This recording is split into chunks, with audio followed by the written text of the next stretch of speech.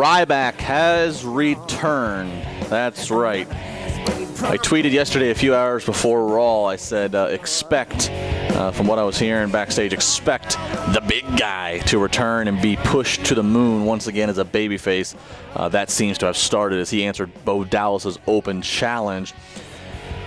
So Ryback disappears for a couple months because he had to have a surgery. I forget the surgery. It wasn't like life-threatening or anything. It was just a basic surgery of discomfort.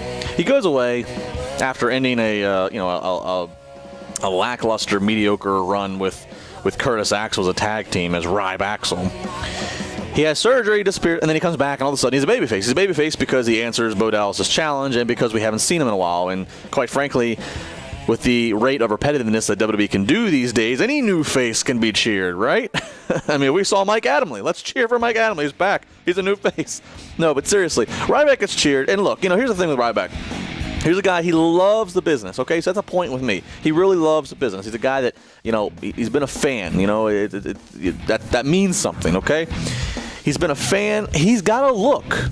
He has got that look on that old measuring stick of when he walks down the street or walks to an airport. You look at the guy and you go, he's got to be somebody, Daniel Bryan, well, maybe Daniel Bryan now because of the beard and because of how much fame he's gotten. But, Daniel Bryan pre all that, especially when he didn't have the giant beard, he's a guy who just blends into the crowd, which is something that he wants. But when you're talking about an entertainment and spectacle business like WWE, you want a guy like Ryback. So I give him the point with the look.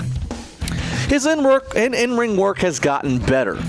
The problem is this that I have with Ryback, is that streaks, power moves, repetition, I'm the big guy, I'm the big meathead machine. That whole gimmick has been done and tried. And you know what we've learned? It'll get you far. It'll get you into the main event. But it won't keep you there. It'll get you to a main event once or twice, but charisma and that ability to go over the top, that ability to be multi-dimensional, that's what will keep you there. That ability that as soon as people see, it's an electric feel. Right now, people hear the feed me more is the most he has, but a feed me more repetition chant, again, it's kind of like Goldberg or who's next. I hate to make the comparison to Goldberg, but it's a reality here. I'm not trying to compare Ryback to Goldberg in terms of Ryback actually loved the wrestling business versus Goldberg didn't. And I think Ryback has progressed faster and further than what Goldberg did in the same amount of time. My point is, though, is that the same prototype was tried with Goldberg as has been with Ryback. Not on the grandest scale because it's not the Monday Night Wars, and obviously Ryback didn't do the 173 undefeated streak. But the point is, it was power moves, it was a streak, it was repetition, it was this unstoppable machine.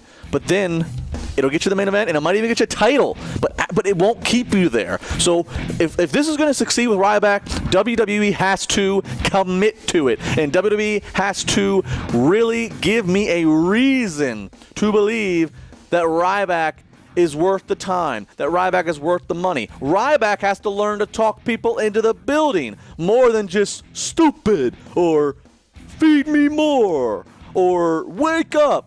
And I'm worried. There's so many other guys. Go down the roster. Look around. There are other guys who we could be giving this chance to, who Ryback's had his chance. Whether or not it was WWE or his fault the first time around and why it didn't work, that's a debate that we can have. 412-320-7925.